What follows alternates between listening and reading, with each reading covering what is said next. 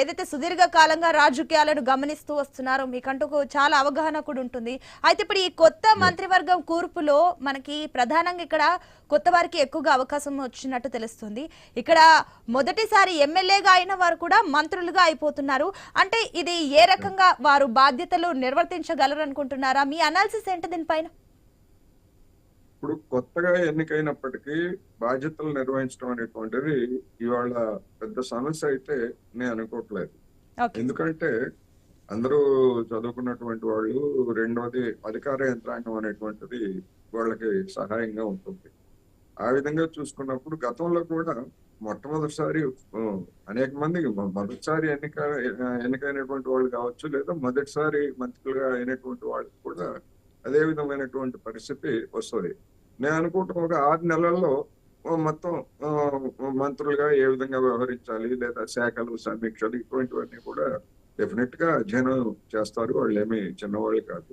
అది పెద్ద సమస్యని నేను అనుకోవట్లేదు. కాకపోతే ఏంటంటే రాష్ట్రం మొత్తం మంత్రివర్గం సమిష్టి నిర్ణయానికి కట్టుబడి ఉంటారు కనుక, సమిష్టిగా చేసేటువంటి నిర్ణయాలే కనుక, నిర్ణయాలు కూడా మంత్రులుగా వ్యక్తులుగా తీసుకునేటువంటి నిర్ణయాలు దాదాపు ఉండవు. కొన్ని విచక్షణకు సంబంధించి అట్లాంటివి తప్ప విధానపరమైనటువంటిది ఉమ్మడి నిర్ణయమే. ఆ నిర్ణయాలు ఎట్లా ఉంటాయి ఏమిటనేటువంటిది ఇప్పుడు రాబోయేటువంటి రోజుల్లో జనం ఆసక్తిగా చూస్తున్నారనేది మనం అర్థం చేసుకోవాలి. అందుకని కొత్త వాళ్ళు, మొదటిసారి ఎన్నికైన వాళ్ళు అనేటువంటి పెద్ద తేడాలు ఉంటాయని నేనైతే ఏమీ అనుకోవట్లేదు. ఇప్పుడు ఇంకొకటండి, ప్రధానంగా ఇప్పుడు ఏదైతే ఈ కార్యక్రమానికి చాలా మంది మహామహులు అందరూ కూడా వస్తున్నారు, అటు సెలబ్రిటీలు వస్తున్నారు, ఇంకా అదేవిధంగా మోదీ, అమిత్ షా కూడా వస్తున్నారు.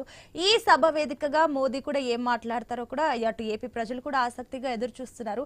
అయితే ఇప్పుడు ఏదైతే ఏపీకి ముందు చాలా సవాళ్లు ఉన్నాయి, ప్రజల నమ్మకాలు నిలబెట్టుకోవాలి కూటమి ప్రభుత్వం, ఆ దిశగా చూస్తే ఇప్పుడు ఇంకొక ప్రశ్న కూడా ఇక్కడ మనకు తెరపైకి వస్తుంది. 2014లో కూడా టీడీపీ, బీజేపీ కలిసి వచ్చాయి, జనసేన అప్పుడు వెనుకుండి నడిపించిందని చెప్పాలి. అయితే ఇప్పుడు ఇదంతా కూడా గమనిస్తే అప్పుడు బీజేపీ సపోర్ట్ చేయలేదంటూ కూడా టీడీపీ అధినేత చంద్రబాబు నాయుడు బహిరంగంగానే చెప్పిన సందర్భాలు ఉన్నాయి. మరి ఇప్పుడు కూటమి ప్రభుత్వం ఏర్పాటు కాబోతుంది కాబట్టి కేంద్ర సహకారం ఉంటుంది అనుకోవచ్చా ఈసారైనా? ఇప్పుడు దేనికైనా కానీ, రాజకీయాలకైనా లేదా మరొకదానికైనా కానీ గతం, వర్తమానం, భవిష్యత్తు. గతాన్ని చూసుకున్నప్పుడు తెలుగుదేశం పార్టీలో బీజేపీ భాగస్వామిగా ఉన్నప్పుడు జరిగినటువంటి పరిణామాల గురించి చంద్రబాబు నాయుడు గారు 2019 ఎన్నికలకి వెళ్లబోయే ముందు ప్రకటించినటువంటి శ్వేతపత్రం కానివ్వండి, లేదా బీజేపీతో తెగతెంపులు చేసుకున్న తర్వాత ఆయన చేసినటువంటి ప్రసంగాలు, మాటలు ఇవన్నీ కూడా చరిత్ర. దాన్ని చెరిపేస్తే చెరిగిపోయేటువంటిది కాదు. అప్పుడు రాష్ట్రానికి విభజన హామీలు సరిగ్గా ఏమీ అమలు జరపలేదు అని చెప్పేసి ఆ విధమైనటువంటి అసంతృప్తితోటి ఆయన బీజేపీతో తెగతెంపులు చేసుకున్నారు.